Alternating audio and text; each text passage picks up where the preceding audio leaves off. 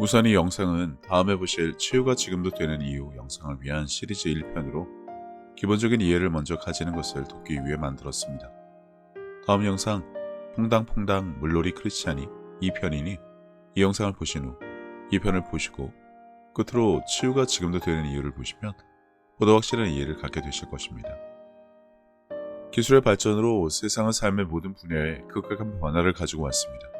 인공지능, 사물인터넷, 모바일과 같은 첨단 정보통신기술이 사회 모든 분야에 걸쳐 혁신적인 변화가 일어난 차세대 산업혁명이 대표적인데, 초연결과 초지능을 특징으로 과거에는 상상할 수 없는 기술들이 이미 삶에 들어와 있죠. AI, 드론, 자율주행 등과 같은 말은 이미 사람들에게 익숙한 단어들이 되어 삶에서 다양한 혜택들을 누리고 있습니다. 상황이 그러니 시대와 유행, 다른 이들에게 뒤처지기를 싫어하는 사람들에게 시대의 변화에 발맞춰 빠르고 편리한 것을 추구하는 것은 당연한 것이 되어버렸습니다. 처음엔 없어도 그만이던 것들이 이젠 필수품이 되어버린 대표적인 경우는 아마도 스마트폰일 것입니다. 전화만 되면 된다 해서 이젠 없어서는 안 되는 삶의 필수품. 생활의 모든 것이 스마트폰을 바탕으로 돌아간다고 해도 과언이 아닐 정도니 최첨단이 아니면 이제 사람들의 관심을 끌기에는 모든 것이 역부족이 되었습니다. 근데 옆나라 일본에는 지금도 1000년이 넘은 여관도 있고 수백 년 동안 우동만 만든, 흔히 말하는 한국에서는 별 관심이 없는 전통과 장인 정신을 중요시하는 풍습이 여전히 있습니다. 하지만 그들은 동시에 소니, 도시바, 토요타 등과 같은 최첨단 기술을 보유한 기업들도 공존해서 한때 세상을 호령한 시절도 있었습니다. 이러한 현실은 과거와 현재가 동시대에 공존하는 것으로 보이는데, 여전히 낙후하여 농업에 의존하는 국가나 과거와는 이미 단절이 되어 현대와의 편리함을 포함해서 국가가 혜택으로 주는 복지를 누리는 것에만 관심을 둔 국가들과는 확연한 차이를 보이고 있습니다. 다행인지 불행인지 안타까운 현실이지만 한국은 후자 쪽으로 흘러가는 상황에 속하죠. 자본주의로 이어지는 근대화의 물결 속에서 세상 어디에 내놓아도 자랑거리가 많은 한국의 전통과 문화, 아이러니하게 역사와 한글, 그리고 각종 문화유산을 비롯해서 그동안 자국민들에게는 외면을 당하다가 최근 K-팝을 시작으로 우리의 첨단 기술은 물론이고 문화와 전통, 예술 등 모든 분야가 외국인들에 의해 재조명 그리고 재평가되고 있습니다. 그리고 이 덕분에 국민들도 관심을 가지는 계기가 되었고요.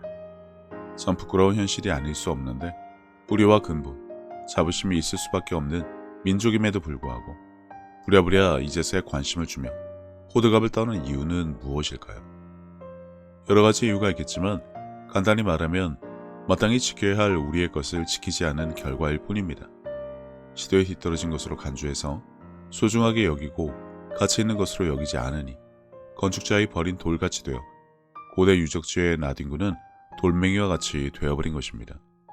하지만 세월이 흘러 이 같은 현실은 한국으로 쏠린 사람들의 관심 덕분에 더 이상 방치되지는 않게 되었지만, 경복궁은 한복 입고 산 씻는 곳으로 전락해버렸습니다. 전통과 문화는 여전히 계승되어지기보다는 나도 가봤다, 해봤다, 먹어봤다를 자랑하는 인스타그램 사진 속에 남아있을 뿐입니다. 그러다 보니 직업으로 삼아봐야 먹고 살기 힘들어 사라지는 탈춤, 도자기, 활, 가야금 등 각종 유무형의 문화는 오히려 외국인들에 의해 계승되어질 판에 이미 그 명맥이 대가 끊어진 것도 부지기수라고 합니다. 다른 것은 몰라도 이런 것은 일본과 확연한 차이를 보입니다. 역사는 있지만 뿌리가 없고, 자존심은 있지만 자긍심은 없는 나라, 자부심은 있지만 내가 지키려고 하지는 않는 나라로 말이죠. 기독교의 전통도 이와 별반 다르지 않습니다. 소중하고 가치 있는 것으로 여긴 사도들과 초대교회 사람들이 순교로 아주 오랜 시간 동안 그 명맥이 끊어진 것을 보면 알 수 있습니다. 그 당시 방관자인 사람들은 그들의 순교와 종교 핍박을 보고 두려움에 빠져 기독교의 모든 것을 무가치한 것으로 여기며 이를 방치하고 버려 지금까지 이어지고 더 발전되기는커녕 건축자의 버린 돌처럼 여기저기 흔적은 있으나 아무런 의미를 부여하지 않게 된 것입니다. 마치 사라진 고대 문명과 같이 말이죠. 근데 더 큰 문제는 어느 순간 되살아난 기독교의 복음이 세상 곳곳으로 퍼지게 되었는데 그 모습은 과거 초대교회의 그것과 완전히 다른 변종이 되어버렸습니다. 지금 교회의 모습을 보면 이 모든 것의 결과를 알 수 있습니다. 예수님의 공생애 이후 사도들은 성령의 가르침을 통해 복음을 전했고 그들에 의해 가르침을 받은 초대교회 또한 같은 일을 했으나 그들을 핍박하고 박해했었던 로마가 기독교를 국교로 삼은 엄청난 일이 있었음에도 불구하고 그 모습이 현대 교회에 전혀 나타나지 않는다는 것입니다.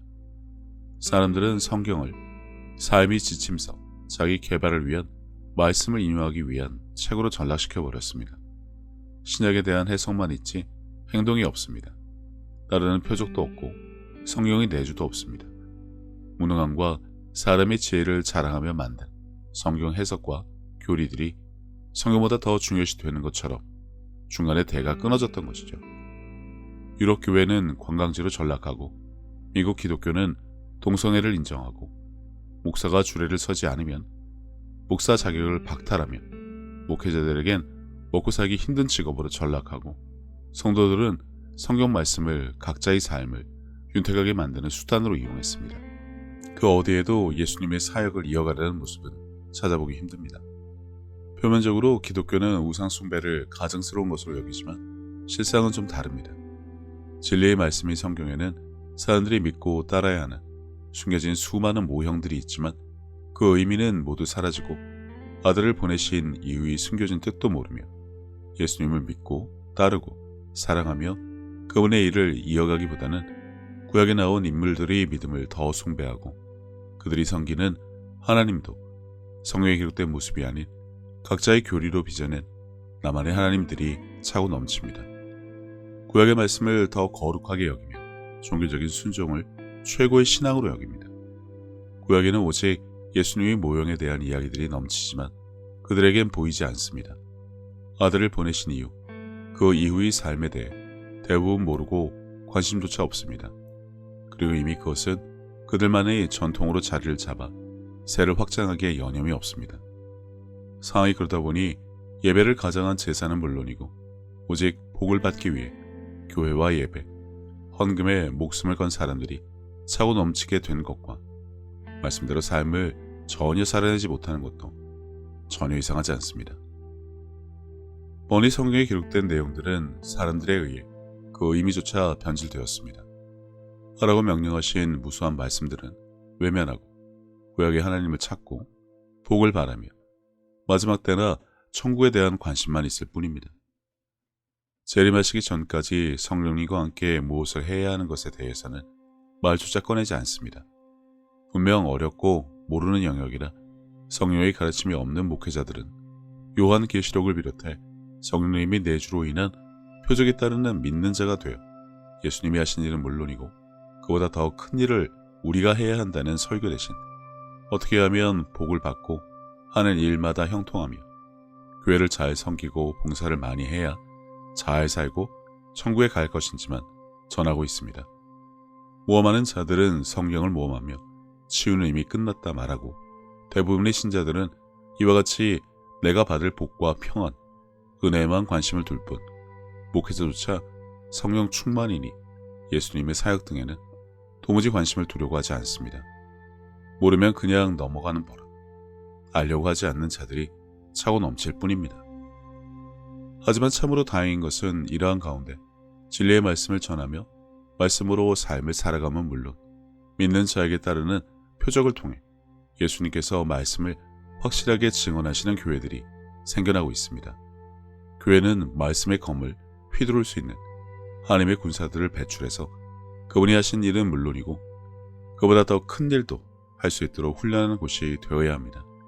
나약함과 게으름으로 삶을 다스리지 못하고 세상 사람들과 어울리며 살아도 말씀으로 살아내기는커녕 고작 내 문제 해결을 위해 그리고 감정의 노예로 성경 몇 구절 외워서 견뎌보려는 헛된 노력에서 벗어나기 원하는 삶. 오직 복을 받기 위해 교회 섬기는 것을 당연하게 여기며 이것을 강조하는 교회. 하지만 오직 말씀이라고 하지만 아무런 능력도 없고 오직 율법과 구약, 교리만 강조하는 허수아비 교회에서 환멸을 느끼고 있는 수많은 신자들은 이제 올바른 선택을 해야 합니다. 슬기로운 5 처녀의 이야기를 단지 죽어서 천국에 갈 준비를 해야 한다거나 내 삶을 위해 무엇인가 미리 준비해야 한다는 것으로 가르치고 받는 어리석음에서 벗어나시기 바랍니다. 인자가 왔을 때 믿음을 보겠느냐라고 하신 말씀을 잘 묵상하시기 바랍니다. 다음 영상 퐁당퐁당 물놀이 크리스찬에서 계속 나누도록 하겠습니다. 아멘. 두려워하지 말라. 내가 너와 함께함이라. 놀라지 말라.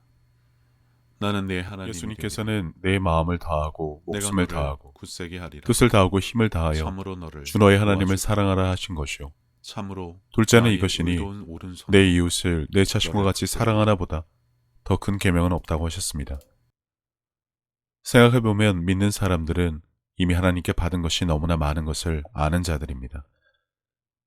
예수님을 통해 죄사함과 구원을 받은 것부터 시작해서 살아 숨을 쉴 수 있는 공기와 바람, 맑고 푸른 하늘과 마실 물, 그리고 땅과 그 위와 아래의 많은 것들, 이미 오래전부터 내 주변에 있어 왔으니 당연한 것으로 여기며 우리는 여전히 값없이 공짜로 받아 그것들이 감사함을 잊고 살기는 했지만 그런 것 말고도 하나님으로부터 받은 사랑과 평안에 대해 생각하자면 끝이 없습니다.